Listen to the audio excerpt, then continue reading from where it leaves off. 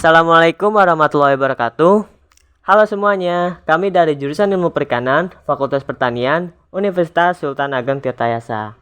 Di sini, kami akan memberikan sedikit pemahaman mengenai siklus unsur hara. Apa sih siklus unsur hara itu? Nah, siklus unsur hara merupakan proses alami yang melibatkan pergerakan dan transformasi berbagai nutrien penting dalam ekosistem. Nutrien ini dibutuhkan oleh organisme hidup, termasuk tanaman dan makhluk hidup lainnya, untuk pertumbuhan, metabolisme, dan fungsi yang tepat. Beberapa nutrien penting dalam siklus unsur hara meliputi nitrogen, fosfor, dan karbon. Siklus fosfor. Senyawa fosfor yang terikat di sedimen dapat mengalami dekomposisi dengan bantuan bakteri maupun melalui proses abiotik menghasilkan senyawa fosfat terlarut yang dapat mengalami difusi kembali ke dalam kolom air. Nah, berikut adalah video animasi dari bagaimana terbentuknya siklus fosfor. Hai, kenalin, nama aku Fosfor. Aku merupakan salah satu bagian dari siklus biogeokimia yang mengalir dari komponen abiotik ke biotik dan kembali lagi ke abiotik. Siklusku merupakan satu-satunya siklus biogeokimia yang tidak melewati atmosfer. Menarik banget kan? Yuk dengerin kisahku. Kisahku berawal dari batuan sedimen. Oleh air hujan, batuan yang mengandungku akan mengalami pelapukan, sehingga aku akan larut dan masuk ke dalam air dan tanah. Kemudian, aku akan diserap oleh tumbuhan dan berpindah ke tumbuhan tersebut. Lalu, tumbuhan tersebut akan dikonsumsi oleh makhluk hidup, yakni hewan dan juga manusia. Hewan yang memakan tumbuhan tersebut nantinya akan dimakan juga oleh manusia.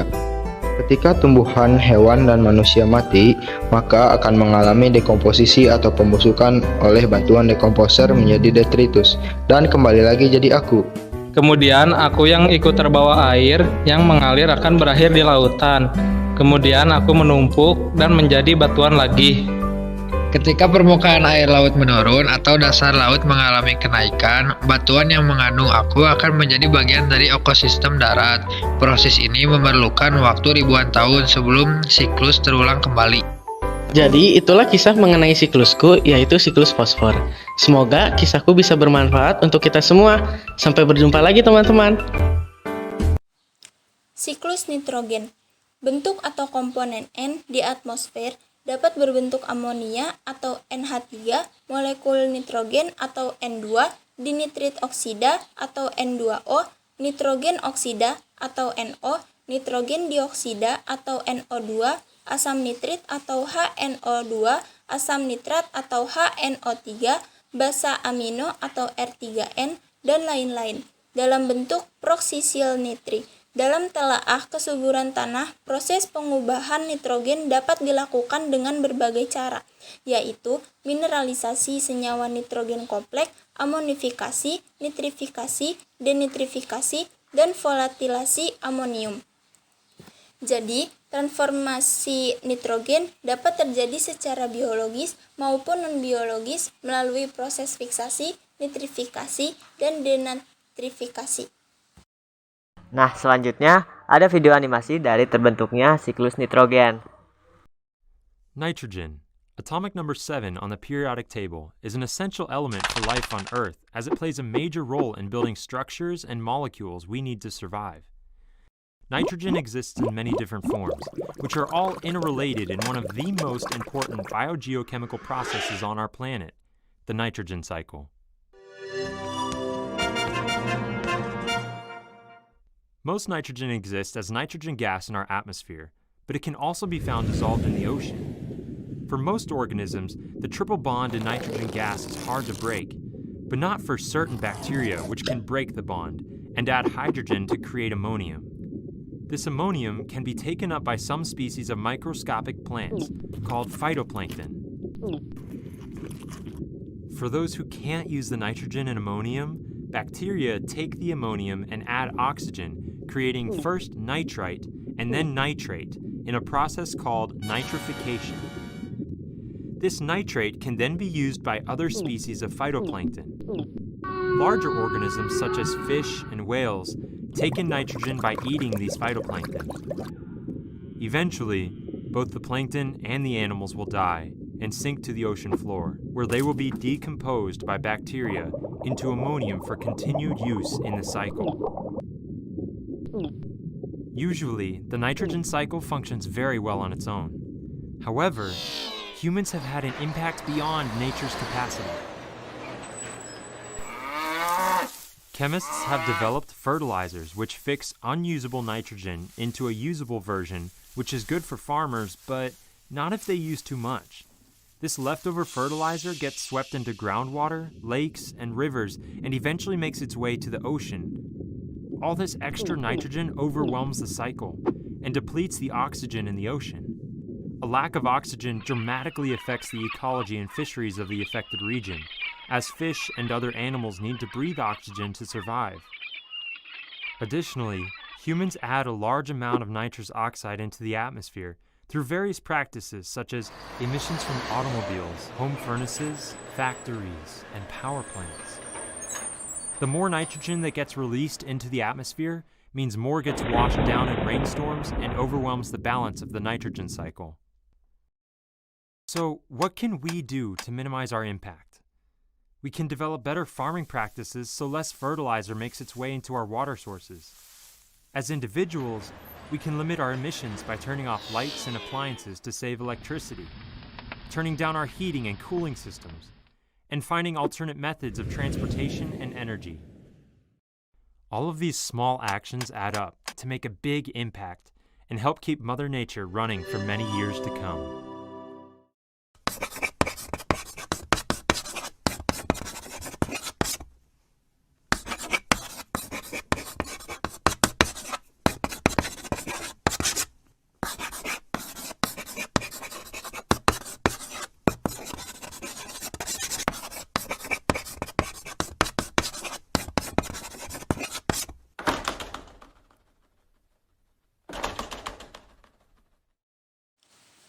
Fiksasi.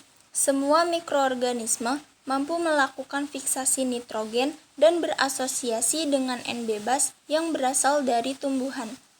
Nitrogen dari proses fiksasi merupakan sesuatu yang penting dan ekonomis yang dilakukan oleh bakteri genus Rhizobium dengan tumbuhan leguminosa termasuk Trifolium S.Pi, Glycena-max atau soybean, Phyceba atau brand bean, Vigna sinensis atau kopi, Pisacera sativa atau chickpea, dan Medicago sativa atau lucerna. Akhir-akhir ini ditemukan simbiosis asosiasi antara bakteri Azospirillum lipoverum dan akar tumbuhan termasuk rumput tropikal Digitaria decumbens, juga jenis rumput tropikal Paspalum notatum mampu melakukan fiksasi N bersama-sama bakteri Azotobacter paspali di dalam akar. Nitrifikasi. Jadi, nitrifikasi merupakan sesuatu yang penting dan ekonomis yang dilakukan oleh bakteri genus Rhizobium.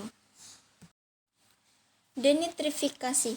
Denitrifikasi merupakan proses pereduksian senyawa menjadi gas nitrogen atau gas nitrogen oksida dengan nitrogen bertindak sebagai penerima hidrogen. Dan yang terakhir yaitu video animasi dari terbentuknya siklus karbon. The Earth is continuously bombarded with energy from the sun and radiates most of that energy as heat back into space, making Earth's biosphere an open system in terms of energy. In contrast, the Earth's biosphere is primarily a closed system in terms of water, minerals, and nutrients. There are finite amounts of these substances which are recycled through the living and geological components of the biosphere, called a biogeochemical cycle. Carbon, a key element of organic life on Earth, cycles through the biosphere in this way. A tree, like all plants, algae, and cyanobacteria, is an autotroph, an organism that produces its own food from inorganic molecules to facilitate growth. Through photosynthesis, photosynthetic autotrophs use energy from the sun to combine carbon dioxide from the atmosphere and water from the soil to form carbohydrates such as glucose. Oxygen is released as a byproduct of photosynthesis. This is where we will start to track the passage of carbon through the carbon cycle. When sunlight strikes a leaf, The energy in the sunlight is captured and used to convert 6 molecules of carbon dioxide gas from the atmosphere into the 6-carbon sugar, glucose, which can be used as a source of energy for cellular reactions. Glucose can then be stored as starch to be used later for energy, or used to make other molecules such as cellulose that form the cell wall of plant cells and contribute to the biomass of the plant. Cellulose is one of the substances aiding in the rigid nature of many plant structures, like the leaves, branches, stems, and trunk. When a log or other portion of a tree is burned, the stored glucose is converted by oxidation back to carbon dioxide gas, which is released into the atmosphere. In a similar way, the burning of fossil fuels, which contain carbon that was sequestered in prehistoric decomposing plant and animal tissues and buried for millions of years, releases carbon dioxide into the atmosphere. Animals are not autotrophs, but heterotrophs.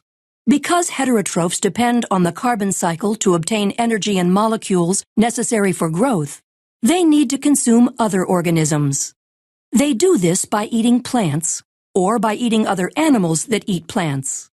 The glucose a deer acquires from eating plants contains carbon that the plant converted from carbon dioxide gas during photosynthesis. The process of converting glucose to energy, a process called oxidative respiration, uses oxygen to break down glucose molecules in cells, ultimately producing ATP, adenosine triphosphate, the energy of most cellular reactions. Carbon dioxide, generated as a waste product of the metabolic oxidation of glucose, is released into the atmosphere. Through the same process of oxidative respiration, plants also release carbon dioxide into the atmosphere. This occurs predominantly at night when they are not using carbon dioxide for photosynthesis. In addition to emitting carbon dioxide through oxidative respiration, animals release some carbon as solid waste. These solid waste products are broken down in the soil by decomposers, saprobes, and detritivores, organisms such as bacteria and fungi that degrade the waste to remove recyclable nutrients that they use for energy and growth. In the process of breaking down animal feces, decaying plants, and dead animals, decomposers also release carbon dioxide gas into the atmosphere. Carbon cycles in a similar way through aquatic ecosystems. Carbon is present in water as dissolved carbon dioxide and bicarbonate ions. Both are sources of carbon for photosynthesis and are taken up by algae and aquatic plants. Carbon dioxide is released into the water through oxidative respiration in these organisms and in other aquatic organisms such as fish, and in decomposition. Carbon dioxide is also exchanged between the water and the atmosphere. The constant absorption of carbon dioxide from the atmosphere by photosynthetic organisms and its conversion to carbohydrates by photosynthesis is key to sequestering carbon in the biotic environment. The breakdown of glucose by respiration or burning converts the carbon back to carbon dioxide, releasing it back into the atmosphere. These two processes contribute to the carbon cycle. Because there is a finite amount of carbon in the Earth's biosphere, nutrient cycling such as this is essential to life on Earth. When viewed as a biogeochemical cycle, one can see how the carbon cycle is a balance of carbon stores in the atmosphere, in the bodies of living organisms, and buried in the ground as fossil fuels. Maintaining this cycle in the closed system of the Earth's biosphere allows organisms to live on Earth and participate as key players in the carbon cycle. Nah, sekian video pemahaman mengenai siklus unsur hara. Berikut adalah tim penyusun dari kelompok kami. Terima kasih dan sampai jumpa di video berikutnya.